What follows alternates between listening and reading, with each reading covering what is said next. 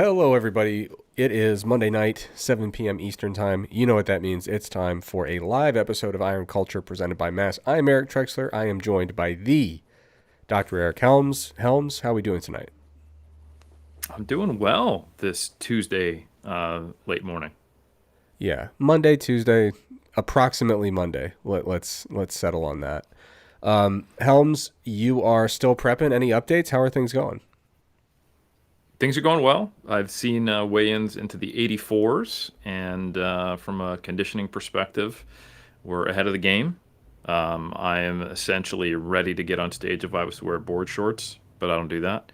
And yeah, from the bodybuilding perspective, we just little shout back to last episode. We need to get to that point where I'm no longer attractive, and then we're good. You Yeah. know. So yeah. Is that a problem you notice a lot day to day, just too attractive? Kind of getting in the way of your day-to-day life? People don't take me seriously. Yeah. They just think I'm a face and a physique. So it does help to, I guess, humanize me by Yeah. making myself less attractive. Yeah. Yeah, my wife hates when we go out in public, people just throw themselves at me. And it's not that they Yeah. can't tell that she and I are together. They just don't care. They just say, this is the only shot I'm going to get. I'm going for it. And it's super disrespectful. It can really spoil the afternoon. So that's one of the reasons I'm going to start losing some weight here is, again, I just need to, much like yourself, get way less attractive. So good luck with that. Good luck to both of us. Yeah. But Helms, I want to tease an article coming up in the new issue of Mass, which is coming out July 1st. Of course, the Mass Research Review is what makes Iron Culture possible. It is the title sponsor. So if you've not checked it out, go over to massresearchreview.com and really ponder the idea, the concept of becoming a member of the Mass community. But Helms, I know that in the past, you have talked about how sometimes at the end of prep, when things are getting very dire, it's not rare for your calories to get below 16, maybe even 1,500 calories a day. Is that right? On low days. On low days. Average intake's a little bit different. I've actually Yeah. done all the calculations, figuring out where my energy expenditure is over Yeah. time relative to my activity and body weight, and it's wild. Yeah. So what do you think would be like for your lowest weeks? How low does your average energy intake get during prep? Intake. Yeah. Yeah, if you were to average it all out, it probably gets down to 1,800 calories at the lowest. Yeah, 1,800. And that's what's your typical stage weight? What was your most recent stage weight? In pounds. It For God's was sakes, don't give me do not give me a two-digit number. I will lose my shit. 175 pounds. Okay, 175. Okay. So the reason I ask is because I also have been known to go pretty low with my calories. Part of that's because I have a little, I've mentioned my history of Tourette syndrome, which overlaps with obsessive compulsive disorder in terms of presentation. And sometimes some little things really kind of tap into some of those more obsessive compulsive tendencies for me. I'm known to over diet. So I push a little further than I probably ought to in bodybuilding, but what are you going to do? It's better to over diet than to just completely miss the mark, right? In my opinion, in terms of competitive outcomes. But anyway, I've been known to, the last prep I did was a completely different approach compared to the norm, I would say, in the evidence-based world. I basically decided I didn't want to track anything, so I started eating a pretty normal, not normal, but a consistent kind of pattern of meals every day. And when things started to slow down, I would make a swap or I would take something out, usually just make a swap. And so by the end of it, though, I knew that I was eating probably in the ballpark of about 1,500 calories a day when I was really pushing. And that's for a stage weight in the low to mid 140s in American units and freedom units. So the reason I bring this up is, I've been writing about and studying and talking about metabolic adaptation for well over a decade now. The first time I really got into it was about 2013. So it's been a long time. And now in the work I'm doing at Duke in the Poncer lab, obviously we talk a lot about exercise energy compensation. It's kind of the high physical activity, kind of the other side of the coin, metabolic adaptation. We're talking about energy restriction, exercise energy compensation. We're talking about ramping up a bunch of physical activity. And one of the things that's really interesting to me is if you were to look in the literature and say, well, basically the most common question I've gotten over these last 12 or 13 years, constantly talking about these topics and studying them, people want to know how bad can this actually get? Because you have so many anecdotes of people who come and say, listen, what's happening to me is either anomalous or I'm just at a complete standstill, and I've lost faith that any manipulation of calories is going to actually get me back on track. It seems like every time I zig, my body zags and completely wipes out what I'm trying to do. And so, so I was thinking a little bit about if we were to consult the literature and we were going to look at how bad can this get? What is like the most extreme documented instance of metabolic adaptation or exercise energy compensation? In 2 of the 3 studies that come to mind, they actually overlap, which is really interesting. And it's actually like super applicable to the real world, because most of the time when people say like, I've got metabolic adaptation and I got it bad, I got the worst of the worst, these are people who are doing more than the average amount of physical activity. So you can't just ignore the physical activity component, right? So when we look at, 2 really extreme examples, the Biggest Loser study, where there was massive metabolic slowing as people lost, over 100 pounds in some cases, really aggressively, really rapidly. People were doing a tremendous amount of physical activity in the context of aggressive energy restriction and weight loss. Another example that comes up is the Minnesota starvation experiment. It's kind of the class. It's really what set the whole area of research in motion. There was this study done in the mid to late 1940s, or done in the mid 1940s, published in 1950 as a 2-volume book that's like 600 pages in total. So no data went unrecognized, that's for sure.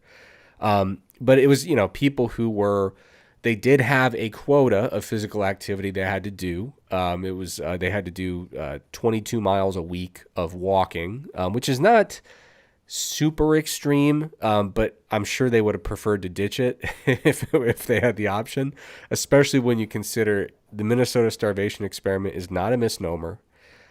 These folks got super lean. So like the group average body fat by the end of it was 5% body fat. Now it was in 1940s, so you could quibble about, how good was the body fat measurement. The pictures tell the whole story, Helms. You can go look at pictures of these individuals. They were as lean as a human being would ever want to be. And frankly, leaner than any human being who's not a competitive bodybuilder should ever want to be. But I kind of, in one of my upcoming mass articles, I just kind of took a look at, in these studies where we see either extreme metabolic adaptation or fairly extreme exercise energy compensation. One of the studies, people actually ran a marathon on average every day for 140 days as they literally ran across the United States from the West Coast to the East Coast. The race across America. Yeah. That thing's crazy, man. It truly is insane. So I wanted to pick out these studies because I was like, okay, I want to settle once and for all the people who are like, no, but what I'm doing is really extreme. And it's like, are you running a marathon every day? Have you been doing that for 10 weeks? No. Okay, then I've got something more extreme. Have you lost like 130 pounds like they did in The Biggest Loser? No. Okay, then I've got something more extreme. Are you literally on the brink of starvation to the point where like you have like severely, like we could not ethically make a human go there ever again? Probably not. Yeah. Have you had a World War II era study ethics application, which is you have to do this to not get drafted. You're a conscience objector.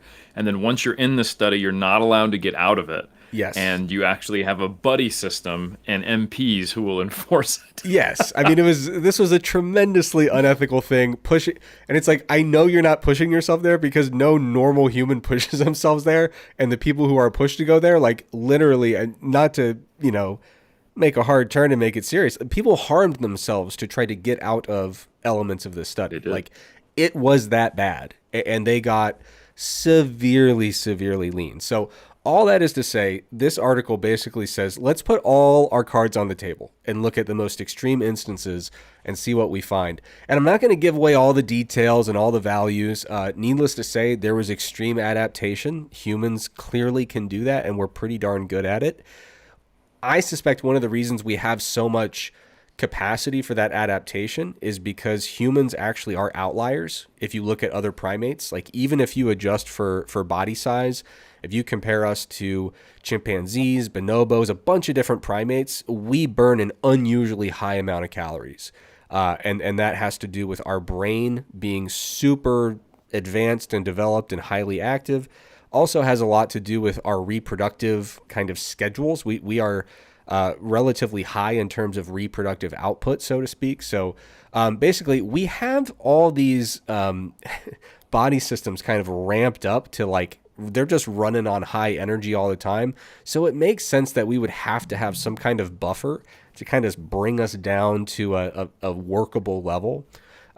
So all that is to say, we clearly adapt. We clearly have these levers we can pull. However, Helms, they're not unlimited, right?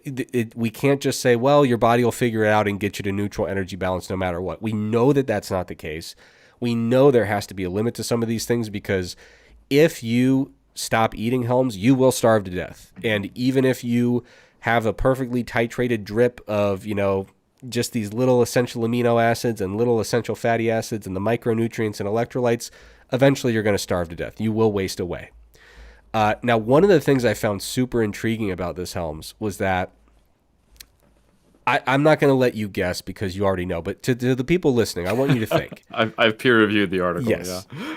Minnesota starvation experiment. These individuals got down to a body weight of 52.6 kilograms. Helms, roughly, what is that in pounds? Do you have any idea? Yeah, it's about 120. About 120. So these are slight individuals. Aside from their, 3-ish It's mile. like 125. Yeah. Sorry, 125. Aside from their 3-ish mile walk a day, I promise you, they became like slugs. Like they did not move. And if you were to guess as a listener right now, what was their total daily energy expenditure at the very end of this when it was at its absolute worst? The answer, as you're picking that number in your head, is 1,642 calories. Is that low for an adult man? Yes. Is it obscenely low for a person who weighs maybe 120-ish pounds? Not necessarily. It's low, but it's nothing that would make you spit out your coffee. And if you look at Helms, you wrote a great article, the energy, or I think it's the energy expenditure. What'd you call Expose. it? Expose. Yeah, the alliteration going on. We got the there. alliteration. Yeah, that's right. But when you look at doubly labeled water studies for people who are not in starvation experiments, that data point plots right along with what we'd expect to see. So even in the most extreme case, the Minnesota starvation experiment, if you were to just have these people eat, a low but not unheard of calorie target. So Helms, in the bodybuilding world, I wrote this in the article. I haven't seen your comments yet. I don't know if you took issue with it, but I've heard a lot of bodybuilding coaches say, I start to get uncomfortable if I'm telling a client to eat less than maybe 9 or 10 calories per pound of body weight. Usually that's where people start to say, I'm a little worried about how low we're going here. Even if the folks in the Minnesota starvation experiment wanted to lose more weight, which, holy crap, why in the world? I mean, they were frail. They looked awful. They had no body fat. Even if they wanted to, if they were to hop on that calorie target, they would still actually be in a sizable caloric deficit and they would be losing weight. So all that is to say, my new article, I kind of take a look at how we contextualize the most extreme instances of this and what it really means for the real world when we have these folks who say, like, I have this intractable metabolic adaptation problem. we can cross-reference that with some of this really extreme literature and say, we actually probably don't have an intractable problem here related to energy expenditure, and we need to kind of branch out and figure out what might be going on. Are we overestimating our exercise? Are we underestimating our caloric intake? Something in this equation is off, and I'm not disputing that in this hypothetical scenario, but so far, Helms, we have not uncovered a scenario, a robustly analyzed data point out in the literature where we are seeing any kind of adaptation that would make that kind of tough bodybuilding diet, at least at the group level, no longer a viable option for moving forward. I really like the way you frame that, and I love the choices, because you're like, hey, the extremes of energy expenditure, the extremes of weight loss and energy deficit, and then the extremes of body fat, and then you kind of said, okay, and what if we had some of these things intersect? Where are we at? Now, one question I have for you, and it's not in peer review, and I'm kind of thinking of it now because I remember I used to get questions about this talking a decade ago or longer. And I used to take some of the data on metabolic adaptation and then look at the standard deviations and give you, hey, here's what 3 standard deviations as far as the change looks like. And that's what you could, on an individual basis, maybe worst case scenario, expect. You largely were looking at these 3 studies on groups of individuals, and you were kind of doing some summary statistics in your mind as far as representing it. Do you think there's scope to talk about like the worst individuals in these data sets to kind of think about how some people could have it even worse than others? Yeah, Even outside of these extreme conditions? yeah, I can definitely, I can definitely dig in. So one of the things I'll have to think about is for some of these numerical scaling heuristics, those are based on the group averages. I don't know if I'll be able to actually extract individual data points that would allow for those same kind of calculations. But I will have to dig into that. And that's one of the reasons I kind of wanted to tease this early, is because while peer review is in progress, there are still additional wrinkles that can be layered into that article. So I can absolutely tell you that what's coming is going to be a beast of an article for sure. It is going to, if nothing else, if you're just curious about like, what is this maximal capacity for this cool thing our body can do, this is a really cool look at some of the most extreme studies in the area.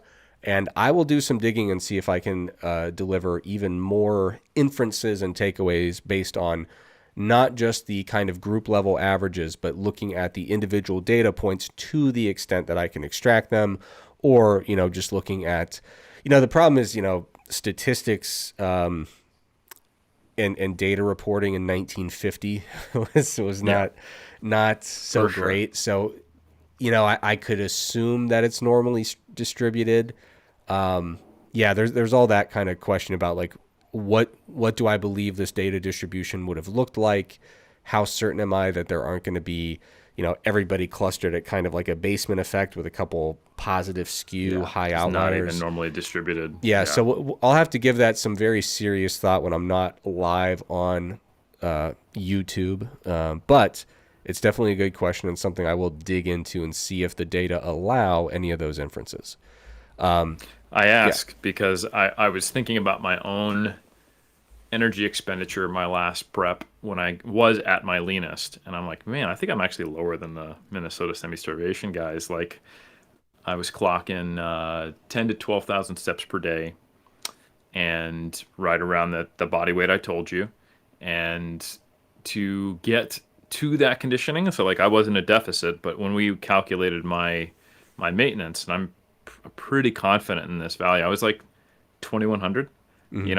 That's low. Yeah. And now the thing is though, if that in 2019 I did this, and when I do this even in 2023, the maintenance value changes as soon as I start putting myself into a small surplus. Yeah. The illusion of reverse dieting, if you will, because I was running around on 10,000 steps, closer to 25 to 2,600 calories at a similar body weight, and training daily, by the way. So you were at 2,100 calorie maintenance at what body weight? You said it was like 1 175-ish. 175-ish.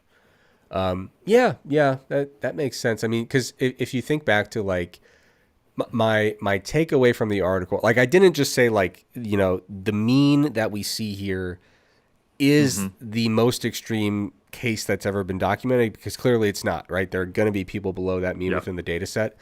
But my general takeaway, which was a little bit, it was certainly informed by data, but the specific number was kind of here's a heuristic that seems to hold up, which is that like from the data we looked at and even the anecdote you just mentioned there, I'm kind of the opinion that like the way I describe it in the article is like, if you wanted to literally offload all of your thinking about dieting and just say, I could just start my whole diet at 1750, right? Yeah. So what I said is like, as far as we can tell from the literature, even including, variance around the mean, and even if we assume, making all the basic assumptions you would prudently make, it seems difficult to reject the idea that you could basically choose your ideal body weight. So I want to cut down to 150 pounds. So 150 is my body weight.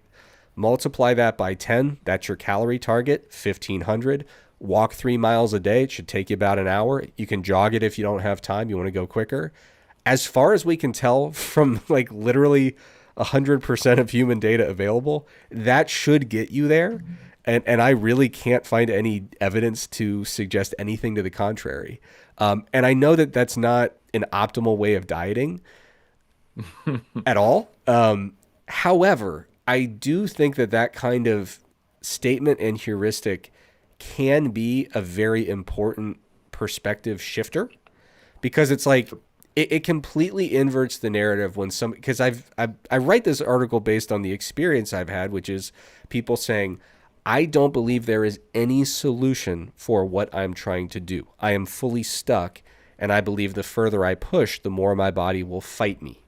And I do think that's been a really big mistake from people. I'm sure that I've committed this crime myself. People talking about this topic and using some of the terminology of like your body is resisting weight loss or fighting back against weight loss. Like, I'm certain I've used that terminology before, and I know why I would have. I know why others do, is because it kind of makes the storytelling a little more compelling and makes it feel more approachable instead of getting bogged down in jargon. That's a very intuitive way to describe what's happening. But lately I've been getting away from that language and using terms like friction. There's more friction between you and where you're trying to get. But all that is to say, like, if we say like, well, hey, if we're really just like totally at our wit's end, we're sick of all the incremental stuff, it doesn't seem to be working. If we really just wanted to take the nuclear option, 10 times your ideal body weight, that's your calorie target, walk 3 miles a day, call me when you get there. It'll happen. Yeah. And I think that even though I would never recommend that as like your first approach to dieting, I think the fact that it seems to actually hold up in even the most extreme scenarios, based on the literature I've seen, that alone is a very reassuring thing. And then we say, okay, well, so that would work, and we have all the evidence in the world to believe it would. But I don't want to do that. So how do we meet in the middle, right? So it's well, we could do that if we absolutely needed to, and it's nice to have that in our back pocket. But what are more sustainable things we can do to make it a more gradual journey to that eventual weight? And so that's ultimately what my view of like what a nutrition coach is doing when they're helping someone with weight loss. Of course, there's the educational components, there's the behavioral components, there's the habit forming components, all that kind of stuff. But essentially, it's not like I am the one person in the world with the tricks to get you to this body weight. We know what it would take to get there mathematically. The role of a nutrition coach is, well, how do I help you get there in a way that is maximally sustainable, least intrusive in terms of the way you like to live your life? How do we get there in a way that doesn't suck to the maximum extent possible, right? So anyway, I will deliver on some of those promises, looking into more of the variance in the data and seeing what we can piece together from some of those distributions or standard deviations. But at the very least, I'm really excited for how people are going to receive this article, because I think, like you said, Helms, it's structured in such a way that whatever you're throwing at your body, it is not as extreme as what we're seeing here, and we can really use this data to guide practice in even the most extreme cases of what a person would ever be advised to do. All right, Helms, that is, I don't want to give away the whole article, and clearly it's still being written, but hopefully people will keep an eye out for that. It'll be released on July 1st.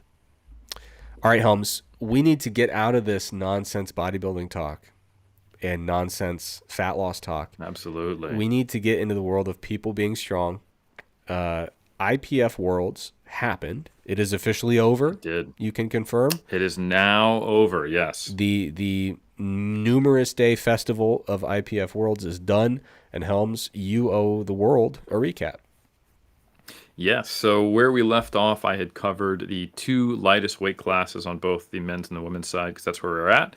But now we're into the period after the whole shebang's done. So we'll pick up. I'll start on the men's side, leaving the best for last, because there were some awesome battles on the women's side. And we had concluded with the 59 and the 66 kilo class. We talked about the unfortunate injury of Kasim Sand. Senyumong, who his dropping down to the 59 resulted in not being able to take that title as he was expected. Kjell Beckland confirming a world title across multiple weight classes, now winning the 66s with a huge total.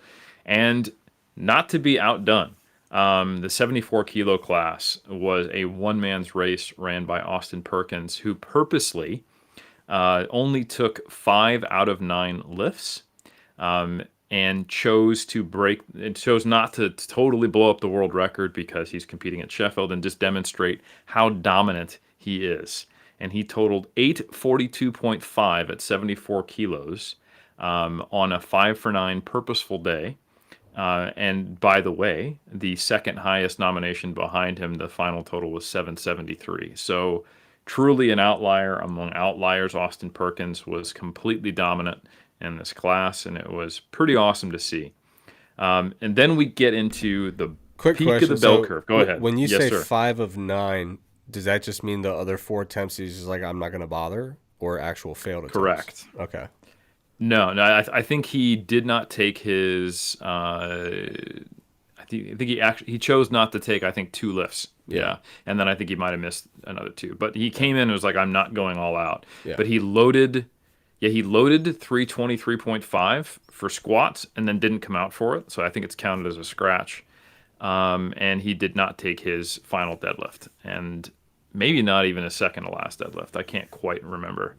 Yeah. So I think he only took 5 attempts. What a nasty thing. It's one thing to have the spotters load up the bar and not come out and do it, but with such a heavy weight. It's all the extra work on the spotters. You know, it's one thing if you say, well, I'm going to put a little weight on there, but that's just cruel. So it's cruel for the spotters. It's actually a gentlemanly thing to do for the rest of the lifters. And to give them a little more time between their, yeah. Correct. Okay. Yes, and that actually mattered in this competition, more so as we get into some of the Eurosport live cast divisions, where they make the flight as small as the rules allow, make the breaks between lifts as small as they allow. And also, apparently, it was a really hot summer day in Germany where they were doing this, and the heat had some pretty major effects on the performers later, especially the supers and the heavyweights. So we'll talk about that in a second. Yeah. This is where you have to learn to play to the conditions. So after the 74s, now we're getting into the peak of the bell curve where the most competitors are. The 83s and the 93 kilo classes are incredible, but there was a really cool battle in the 83s. So the 83s is a really cool storyline going all the way back to PA Nats, Powerlifting America Nationals, where Joseph Bornstein totaled 900 to win, and Taylor Atwood, who went up to the 83s from being the prior era's Austin Perkins dominating the 74s, is having this comeback. and he probably could have hit like an 890, but he tried to pull to get 900 to be, the national champion and represent the U.S. at Worlds. Couldn't quite do it, but he is going to be at North American Powerlifting Championships. He's going to try to break the world record, which is now set at 890, because Joseph Borenstein, who won PA Nats in the 83s, historic 900 kilo total at 83, by the way, still technically as a junior competing in the Open, he went and he won. And he went against the other best 83s in the world. Not only at PA Nats, he was facing off against prior world champions, and of course, like I said, Taylor Atwood, a prior world champion from another division. But he was up against Jurens Kingamu, the defending world champ who actually beat Russell Orhe, who is now going up to the 93. So there's a lot of weight class changes going around. But Jurens Kingamu and Ade Omasakin are the two Great Britain lifters who are among the best 83s on the planet. And this was an awesome battle. Joseph Borenstein finished on 890. And Jurens Kingamu, he is like a subtotal specialist, and he unfortunately didn't have the best day on bench or squat. So he wasn't at the point where he thought that he'd be able to contend with Joseph Borenstein. However, Ade Omasakin, he is a huge deadlifter, and his last pull of 385 got all the way to the top and then just popped out of his hands. And if he had done that, he actually would have beat Joseph Borenstein. And I'm really excited for the future of this class because both Joseph and Ade are quite young. Jurens is in his 30s, and that's not to say he can't keep improving by any means. But he's obviously going to be a contender. He has won a world championship, but I think we're going to see potentially pushing into the low 900s as Ade and Joseph keep getting stronger at 83, which is just mind-boggling. So that was an awesome battle. New star fully emerges and is stamped officially as a world champ, Joseph Borenstein. And then in the 93s, this is where the most competitive class is. There was a three-way battle between now three men who have each won a world title. So Gustav Hedlund, former world champion in the 93s, Jonathan Keiko, former world champion in the 93s, and Emil Krastev, the new world champion. He recently had a battle with Gustav Hedlund at Sheffield, came out on top by 2.5 kilos. And if you look at the nominations in this class, I think only 3 kilos separated these three gentlemen. And it's a really interesting comparison between lifters because Jonathan Keiko from the U.S., he is a bench specialist, and I mean that in extreme terms. He can bench over 250 kilos, which is nuts. And then you have not quite as much of a deadlifter, although a very good deadlifter, and looking at different specialties between the other two. Emil Krastev, also a great deadlifter. Gustav, very good. And this came down to the wire, and Emil Krastev was able to win with a 9-10 total. But this was a really heavily contested battle. You don't know who's going to win. It could have, on any other conditions day, gone another way. And shout out to also Christian Ayondokun, who just missed his last deadlift, and he would have actually pulled onto the podium. And he is an upcoming 93 out of Great Britain, who is now starting to crack into being kind of in the 5th through 7th spot to probably like the 1st through 4th. So just a really exciting class there. It always is. And then we went into the 105s, and we had a really star-studded cast of prior world champions and upcoming talent like Keenan Lee and Anthony McNaughton, who were the two 105s who got sent from the U.S., and they ended up in gold and silver. And Anthony McNaughton is just a phenom. He totaled 975.5. That is a world record. He out-totaled the 120s, who that finished on 962.5 as the winning total, and he did not go all out. Anthony McNaughton is just incredible. And Keenan Lee probably could have pushed him a bit more. He finished on 950 if he'd been fully healthy, fully prepared, but he came in as a nomination because someone else dropped out, so didn't have quite as much time to prepare. And we also saw Emil Norling place in 3rd on the podium. He is a former world champion, but there were a lot of people in this class who could have potentially pushed into those spots. Regan Stergakis from Netherlands from Denmark, and others as well. The 120s were probably the most impressive battle, though. There was quite literally 5 attempts to pull into first place.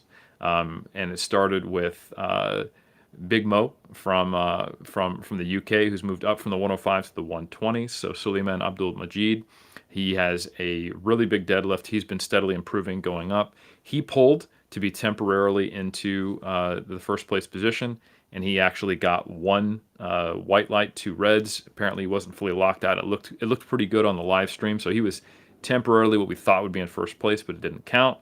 Joseph McDonald from Trinidad almost got his final deadlift to move from fourth to first.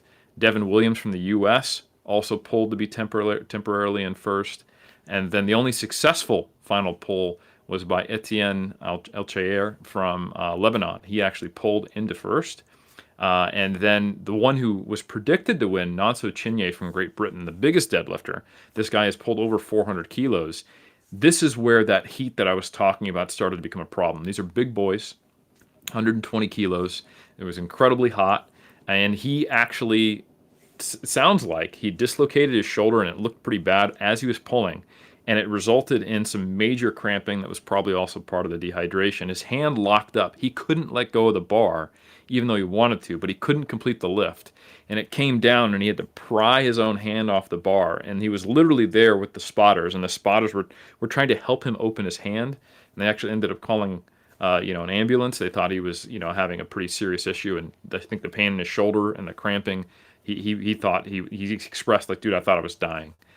So some of these bigger gentlemen were being impacted by the heat and the kind of loads they're moving, the energy expenditure, and that really became an unfortunate issue for the 120 pluses. So Trex, as the sport grows, it's been getting more and more eyeballs on it, and that's a good thing for the sport, and sometimes not a great thing for the lifters. So in the 120 plus category, which was live streamed on Eurosport, which is like CBS Sports of Europe, if you will, or ESPN even, they needed to make it more palatable and fit into the television streaming style time spots. So they only had a flight of 7, and these are 120 pluses. Okay, so it's moving fast, and they also reduced it to the minimum time between the squat, bench, and deadlift.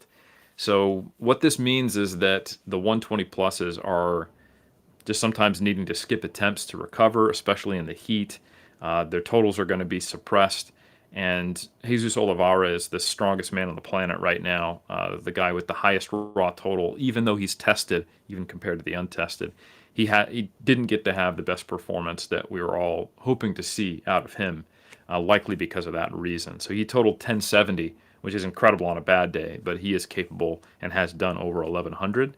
And he only registered a 430 kilo squat when he is a 1,000-pound plus squatter, which is in the 460-ish range off the top of my head. So that was a little unfortunate not being able to see him at his peak, but he still did come away with another world title. So we had Etienne and Jesus Olivares rounding out the men's side. On the women's side, also some really, really, really impressive battles. In the 57 kilo class, Sarah Naldi, who is now coming into that class, she cut down from the 63s.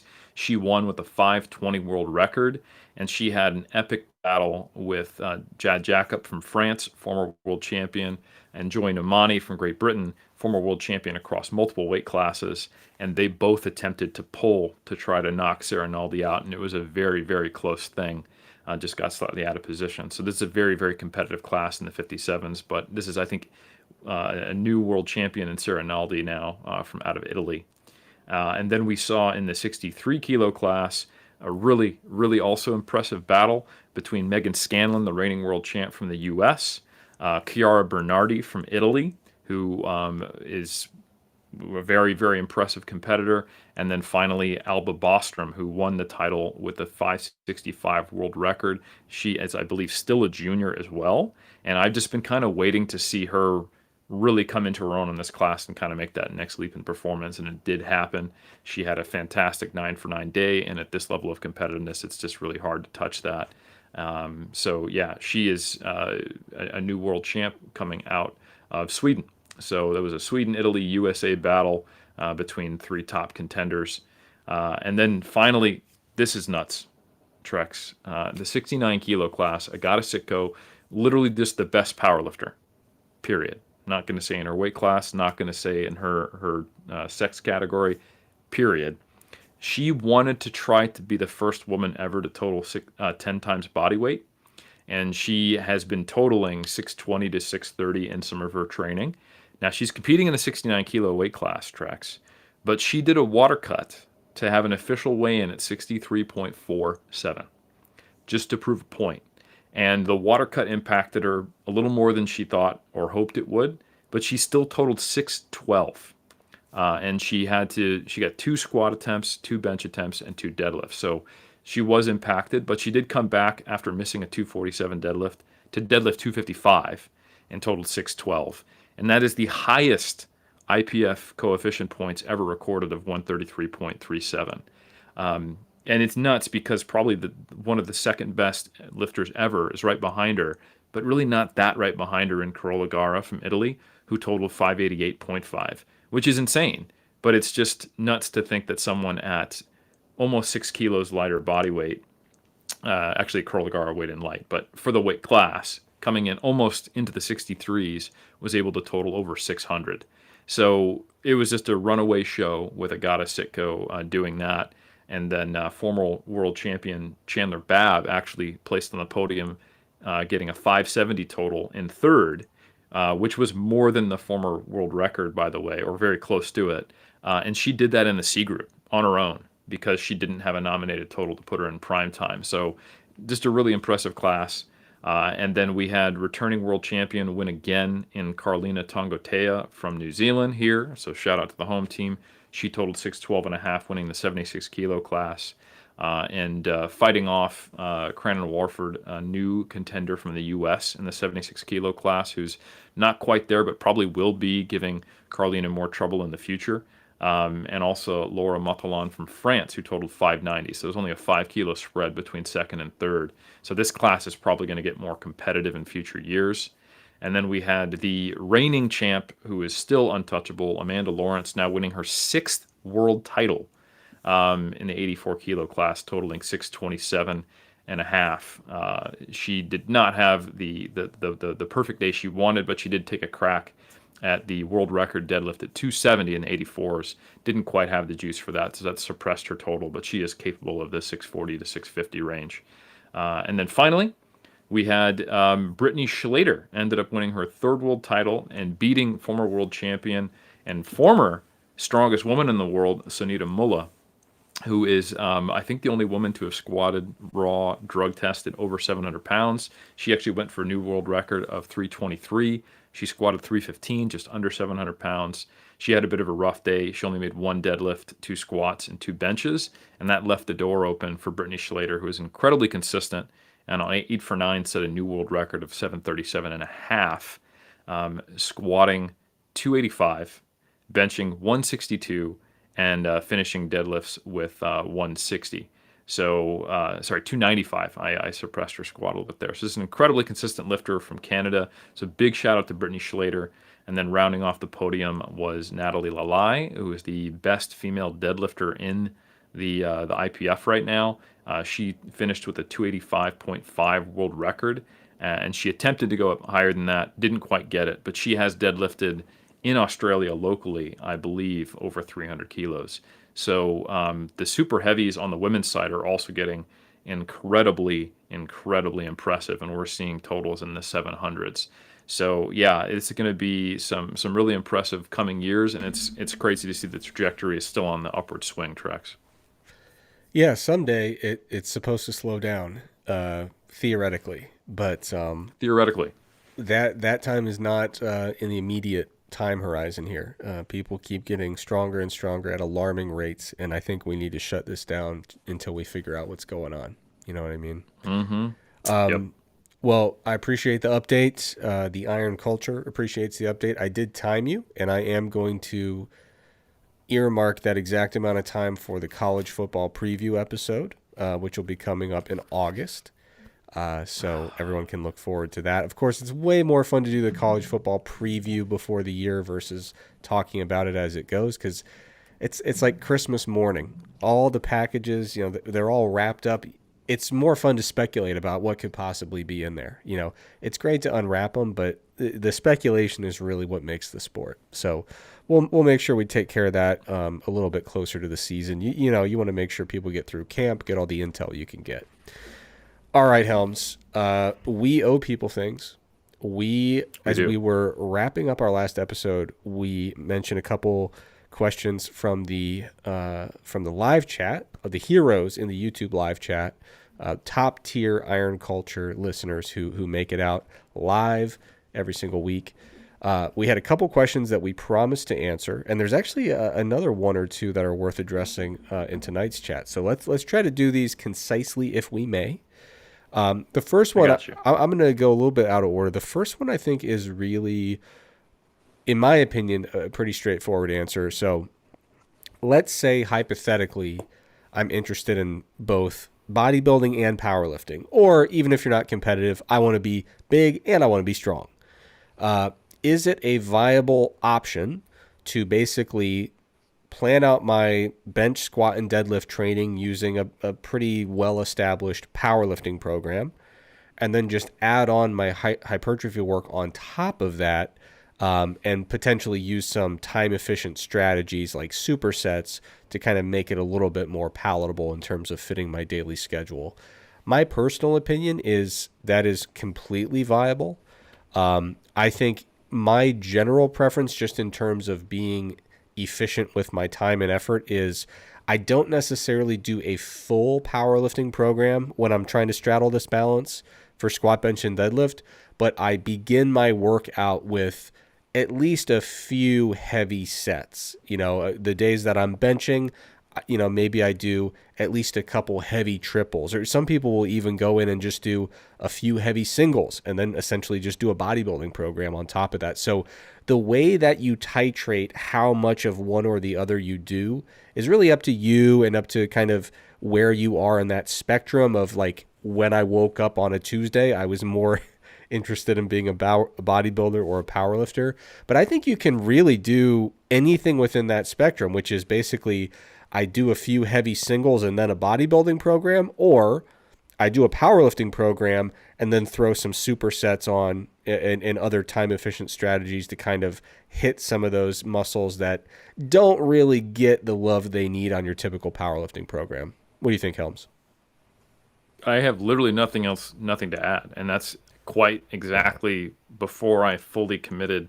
I say that and then I add, and that's quite literally the approach I took before I fully committed to bodybuilding, for the exact reason of why people are getting so strong. It makes me feel like this is just not for me, and I seem to be much better at bodybuilding. But yeah, I would periodize it exactly like that. So I am focused on bodybuilding. I'm doing a bodybuilding program after some singles. I am focused on powerlifting. I'm doing a powerlifting program with additional isolation work and some, you know, compound work for my back, especially like for the stuff that's not getting touched. And then there was just a matter of to what degree, when, how, and what does the exact protocol look like. And there's, of course, sometimes where that comes out completely. Peak week for a bodybuilding show, last month of contest prep, you know, peak week or the last cycle for a powerlifting meet. And in the very last week, I'm probably only doing on Monday, maybe, and Tuesday, a little bit of bodybuilding work. And then I'm like, I don't want any muscle damage as I'm trying to actually be on the platform. Yeah. All right. Good stuff. A rare moment of agreement. All right. This is, you know, talking about, you know, this kind of mixture of isolations, compounds, you know, how do we make this whole puzzle fit together here? So someone asked a different question, but within the same general ballpark. So this individual, obviously their program has a combination of compound exercises, isolation exercises. Conventional wisdom historically has been you do your compounds first, you do your isolations later. Now, this person is focused on hypertrophy. They are not a strength athlete, and strength is not, you know, high up on their priority list. So they basically said, I just like doing my isolations first and then doing my compounds. And I can relate to that, you know, for reasons I can get into if anyone has an interest. But the question is, am I leaving gains on the table in terms of hypertrophy by doing isolations first and then compounds later? Helms, why don't you take a crack at this one first? For sure. Yeah. So there is actually a fair bit of research that is on exercise order, on hypertrophy. And the majority of that research seems to indicate that it's not a big deal to do your isolations first, and that won't be a barrier. It's certainly, I can create scenarios where I think it could be less than optimal, but ultimately, I think it is actually a useful tool, and it's specific to the context of what the exercises are, right? So, minor player in the grand scheme of things. Sometimes useful if you actually are trying to reduce the load you use on the compound.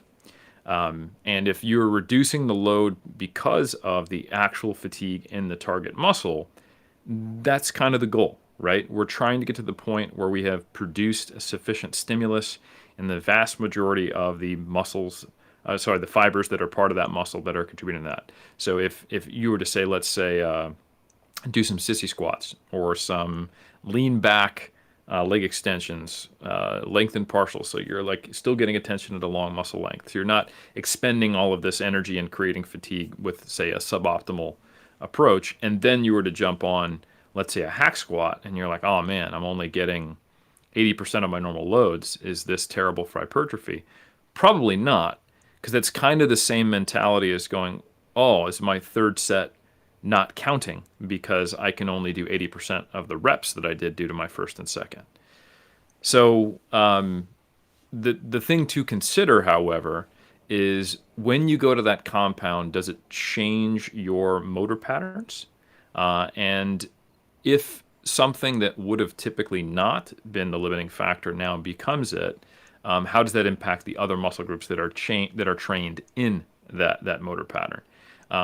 I don't know for sure if, say, quote unquote, pre-exhausting your quads and then doing something that would train the glutes and the quads would necessarily have any problem. I don't think it would create any problem for your quads, but what would it do for your glutes? That is my question. What would it do for the stimulus that your lumbar and your glutes get? And the data is not clear on that yet.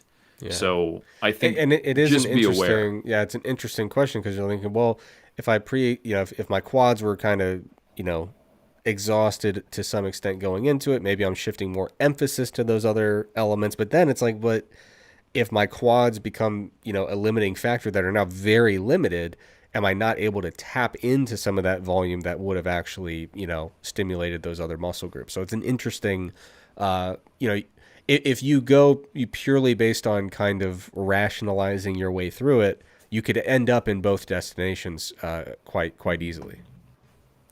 I think you have to think about the biomechanical limitations of the movement. Like, to what degree can a squat become quad or glute and hip dominant? Yeah. Like, there's no way you're going to stand up without actually extending your knee, Right? right? Yeah. Or extending your hip.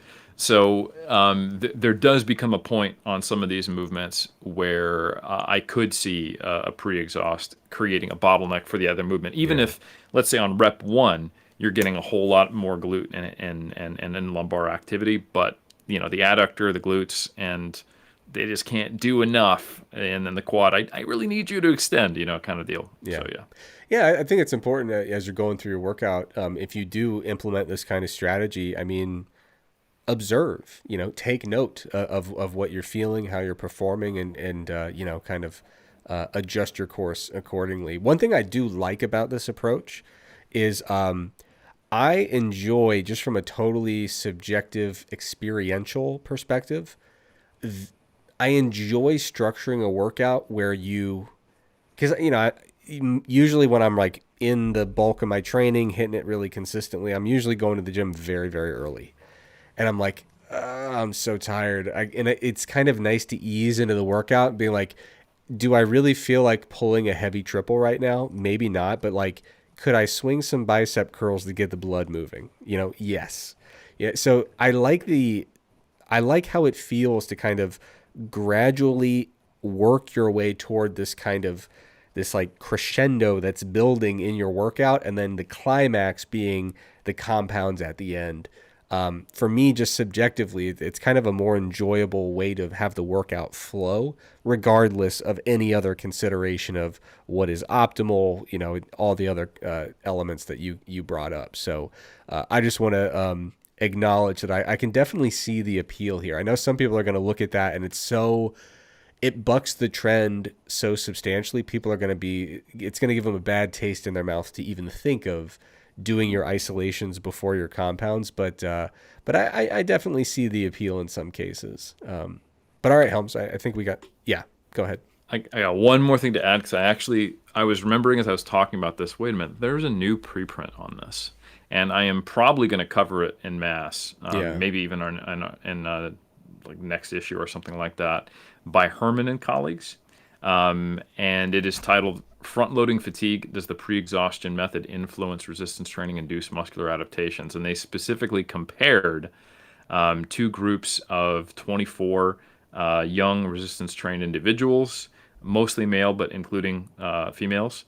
And they had two different protocols. They had the traditional one, where they completed all sets of one exercise before performing a different exercise with 2 minutes of rest. And then the pre-exhaust group performed a single set of a single joint exercise immediately prior with less than 10 seconds rest to a set of the corresponding multi-joint exercise for that muscle group. And then they rested. So they actually found that doing that was slightly poorer for hypertrophy. But I think it's really important to note that this study is not just looking at exercise order manipulation, but also rest period. So when you do, say, leg extensions and then you immediately go over and try to do squats, the amount of fatigue in the quads, it might be kind of what we were talking about. Wow, that's a lot. So this study would at least preliminarily suggest that changing exercise order is fine, but when you start to change order and you start to also reduce the rest interval with a fixed number of sets, and I haven't truly dug into the methods, you could, hamper yourself a little bit. And so if you were going to do that, now we're kind of looking at almost like a multi-exercise drop set, if you will. Yeah. So this is one thing, like we got agonist-antagonist paired sets, right, which have gotten all the love from us in the evidence-based community. And then we have drop sets, which have gotten a fair amount of love, as long as you understand you need to do a few extra sets to put them on equal footing with straight sets. But the agonist-agonist superset, these dumb bros, you're going to do a leg extension with a leg press superset, you're just hurting yourself. Why wouldn't you pair it differently? That is a bit of cognitive dissonance when you really think about it, because you're essentially doing the same thing. It's a drop with two different exercises. So if you do want to utilize an agonist-agonist paired set, you just need to do it with eyes wide open. And for the specific purpose of going, you know what, I am too damn strong and my knees aren't happy with me right now to be doing hack squats or a leg press, I'm going to do leg extensions before each set of leg press with the understanding that it might not be ideal, and this is like doing a drop set, so I'm going to do an extra set. And I think that's the practical application. And I do purposely like to sometimes use an isolation movement to pre-fatigue so I can use a lower load to get a stimulus, but I do understand that important point, that this is essentially like a drop set, so I might need to do a little more since I'm producing less force per set. So anyway, that's very, very preliminary. If anyone wants to check out that preprint, it is available on SportRx IV, and it's titled Front-Loading Fatigue: Does the Pre-Exhaustion Method Influence Resistance Training Induced Muscular Adaptations, by Herman. And it only dropped on the 12th of the month, so it's less than a week old. So I haven't fully read it, but that's kind of my preliminary take and big picture principle if you're going to be doing not just manipulations of exercise order, but technically what I would describe as an agonist-agonist superset. Good stuff. All right, we had a question in the live chat. Helms, I saw you wearing some cool mass research polos on another podcast. Do you sell those? I can't wear my 3DMJ shirts every day. Brian, this is something that we have kicked back and forth, and it has led to much debate, much consternation. Someday we hope to make apparel more widely available, but I have to be honest, it is not on the short-term to-do list. We have a lot more substantive stuff to do, and the problem with apparel is that what you tend to find with an audience of our size is that there's like 13 people who would strangle a man to death to get their hands on a polo or a sweatshirt, and that is it. So it doesn't really make sense to establish a big shipping center and warehouse. So I think there's probably a good way that we can find ways to have like a very small amount of apparel available. So someday I do think we'll eventually get on that, but I have to be transparent that someday does not mean like by the end of the month by any stretch of the imagination. But I do appreciate the support. I tell you what, Brian, until polos and sweatshirts become available, if you really want to support the show here, many ways you can do it. Like, rate, subscribe, review, share it with a friend, become a member of the mass community, although I assume you already are if you're trying to get your hands on some swag. But that was just a nice a little segue from my typical speech I got to give for promotional purposes. Did have a couple quick questions to wrap us up here, Helms. I know we're running short on time. One was, what is the relationship between energy balance and recovery? Do small deficits impact recovery? Do surpluses aid recovery more so than maintenance? And to what extent do these effects scale?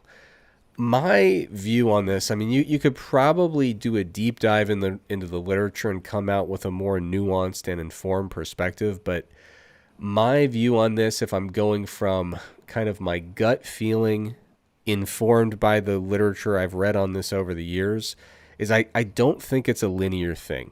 I think that, the purported benefits on recovery of being in a surplus, and especially a large surplus, I think are very overblown. I think really what's happening here is that when energy availability gets very, very low, our body is crunched for energy. And it has to basically determine how it is going to strategically allocate the energy available. And that's exactly what we see, Helms, when we talk about metabolic adaptation, REDS, relative energy deficiency in sport. Essentially, the clinical manifestations of REDS can really be described as things that essentially didn't make the energy budget. They got scaled down. They got cut. They were the thing in the big corporation that got laid off when they said there's not enough resources to go around. Sorry, reproduction. You're no longer a top priority. We thank you for your many years of service, but, there's the door. So we don't need to grow a child in your belly, nor produce milk for it. Exactly. While you can't even eat. Yes. Yeah. So if we kind of get away from the more clinical elements and look more at recovery in terms of the energy intensive processes that it takes to maintain this protein turnover and build new proteins and recover from damage, it does make sense that certainly in very large energy deficits, and especially if body fat is very low, there's probably not going to be enough energy around to really justify putting a whole lot of priority and emphasis on building a bunch of muscle, for example. You will recover eventually from what you throw at your body in terms of training, because let's be honest, guys, recovering from lateral raises is not the same as recovering from a massive wound, okay? Because the big wound, if you're in a major energy crisis, you won't recover. You will get an infection. Your immune system will not be able to mount a robust response. You will die. Maybe. So I'm going with the extremes here. But like, if you want to talk about it from like an evolutionary perspective, it is dangerous to be in a massive energy crisis and to sustain an energy of that sort where infection is a realistic concern. So we have to be realistic in terms of magnitudes. What does it really take to recover from a workout, right? It's nothing crazy. But when it comes to like the energy intensive processes of adapting to that training, it does seem difficult to argue, and there's plenty of evidence to suggest that it's going to be pretty hard to, for example, build a whole bunch of muscle. So that's a verbose and winding way of saying, I think really the interesting stuff, I don't think you can really surplus your way into super good recovery. I do think you can deficit your way into suboptimal recovery. And I think for most people, it really starts to get get interesting physiologically and get crappy practically speaking when we get away from the minor deficits and get into some of those bigger deficits where your body's actually making some very difficult decisions in those energy trade-offs. What do you think, Helms? I think I would love to see. It'd be great just to see a long-term time course study on people dieting with a lot of weight and then losing a lot of weight and looking at some of these markers. But I think just to kind of answer the pure question of acute energy deficits, a time course of muscle damage recovery study. You get a bunch of people to do seated hamstring curls, and you measure DOMs, force production, so all the standard indirect markers, get some bloods taken, and then have them in one of those crossovers in a surplus, and then have one of them in that crossover in a deficit, and have it be for like 2 days before, Yeah. leading into the day of, and then have them in the deficit also for, say, the 96 hours afterwards, and have them in a surplus in the 96 hours afterwards. That'd be really interesting just to see how much does your body, I think the way that I'd frame it, prioritize muscle damage recovery Yeah. in a deficit. And is there an interaction effect with body fat percentage in these people? Yeah. I think that would be a cool study to track that would be feasible, and could even be someone's master's thesis. That'd be a very good thesis project. It really would. It would. All right. Last one here, very briefly. Could go long about this, but won't. The question is, do weighted vests have any usefulness when trying to cut or just increase calorie expenditure when already exercising? So, for example, wearing it while on a 30 to 60-minute walk or wearing a very light vest all day. I personally am not super bullish on the weighted vest hype.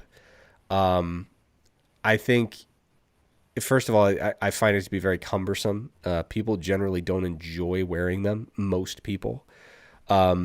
If you were to ask me, hey, Eric, I'm going to put you on a treadmill and your goal is to burn the most calories, my first thought would not be, how do I weigh myself down? It would be, I'm just going to turn the thing up a little bit and we're going to, get more bang for our buck, energetically speaking. Or I'll pump the incline up and, twist the speed dial a little bit. So to me, is it a way to increase expenditure by a small amount? Yes.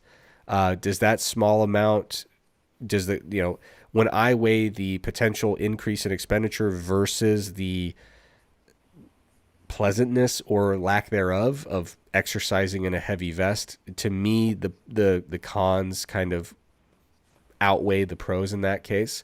But there are going to be some people who say, hey, I really like to walk with a heavy vest on. And I'd say, great, that's awesome. No big deal. I do think it's important, though, to clarify, like right now there seems to be a lot of hype. The Dr. Lauren Colenso-Semple talks about this a lot. There seems to be a lot of female-focused marketing hype saying like, hey, you're at higher risk for osteoporosis as you age. Wear this 6-pound vest and somehow that'll help. And there's just really not a reason to believe that that's going to be a meaningful stimulus for the skeletal system at all. Yeah. I'm quite certain it's not. Yeah, I would agree with you. And I think you made a really good point on Front Page Fitness of like, hey, obesity is not a self-correcting thing here. And Right. there is a phenomenon, okay, you're walking around all the time, 24/7 in a higher body mass body. And we don't typically see people with obesity carrying more lean body mass than active sedentary people. It's not sufficient to offset that problem. Yeah. And I've noticed basically this question is coming up now. And I think it's important to understand two different applications. There's the bodybuilder and their little niche world who it's like, hey, this can help with weight loss, gravitostat. I'm already lifting, already doing cardio, but what if I just wore a weighted vest all the time?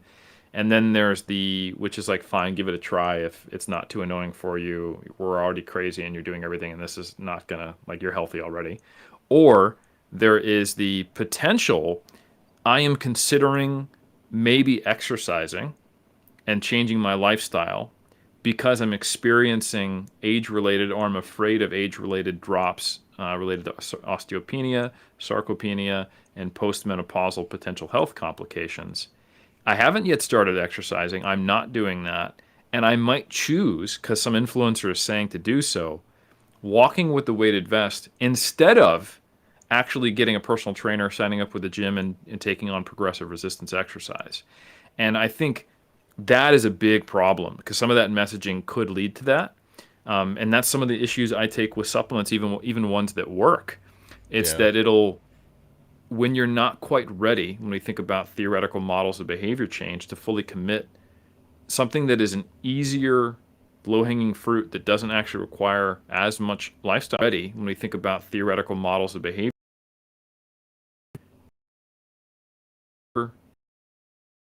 actually require change. So I can live my life and wear a weighted vest when I'm doing my day-to-day stuff. Cool. That's actually probably not going to fix the problem if you were to actually engage in resistance training. Just like if you don't engage in energy deficit and you just start taking a green tea extract and you think, oh, I'm solid, that's also just going to probably waste your money and erode your self-efficacy. So Yeah. that I think two different populations and two different interpretations and applications of the data. Yeah, and I would say there's even a third application, which I'm Oh, thinking is more along the lines of the person who asked the question. So there are the bodybuilders who are trying to kind of exploit the potential gravitostat mechanism of body weight regulation. It's important to recognize that's highly speculative. I've seen, it is. and if you know, a lot of people have like pointed to James Krieger's stuff as saying like, well, this is an evidence-based thing. Even James will tell you it is remarkably speculative. Like, it's one thing to say like this is a loose adaptation of rodent work, which James would acknowledge and say, hey, this is interesting. Bodybuilders are willing to turn over every stone. This will be fun. That is not the same thing as saying like this is a robustly evidence-based intervention. You know what I mean? It's like No. based on evidence and evidence-based, there's a lot of space between the two, even though they sound synonymous. You know what I mean? Yeah, the entirety of the data that we actually have is Eric Lee Salazar had a really good prep and is going to He continue to felt keep great. including Yeah. a weighted vest. Yes. But I can tell you, I know like maybe 5 or 6 other bodybuilders who tried it and were like, this juice is not worth the squeeze. Yeah, and I know I talked to Eric and James about it, and they're like, "Yeah, this was great. We loved it." And I'd say, "Hey, great. You should do it every time. If you felt like And they that, do. yeah, if you felt like that Yep. made your prep that much better, do it. Like that's bodybuilding." But anyway, what I was getting at is there's a big push in like the kind of postmenopausal osteopenia kind of crowd. There's a big push in the hyper competitive bodybuilding crowd looking for every possible advantage. And I think there's also a crowd that's just kind of like, I like to, do a little bit of walking, maybe some brisk walking. Maybe I get on the Stairmaster. Seems like throwing a few pounds on top of what I'm doing wouldn't hurt. Like rucking has Yeah. become a common form of exercise. They're just putting on a heavy pack and walking. So I think this, if I had to guess, this individual probably falls more in that like recreational rucking or just want to add a little something to the walking I already do, in which case I would say, is it going to move the needle in terms of total cost per workout? I would say directionally, yes. In terms of magnitude, it's going to be extremely slight and probably for the vast majority of people not worth the headache, annoyance, and simple, like just the cumbersome nature of wearing a weighted vest. But at the end of the day, it's not going to hurt. It's not going to, unless you notice it's like causing you to have like exacerbated lower back pain or something, which has been reported, obviously. But a lot of people can tolerate this type of intervention, no problem. So if you like it, you can tolerate it. It is directionally probably going to do something. The magnitude's probably going to be extremely modest, and it's the kind of magnitude you could easily replicate by simply walking a little faster if you felt so inclined. All right, Helms. I think that does it for me tonight. Any last words you want to share with the good people? No, I just it's exciting times, and we got cool stuff coming out in mass this next month. Cool studies coming out as preprints. Amazing strength gains being had, and yeah, just a big thanks to everybody for tuning in, so we can talk about it all. All right, everyone. Thanks so much for joining us. Everyone have a fantastic week, and we will be back in approximately 7 days.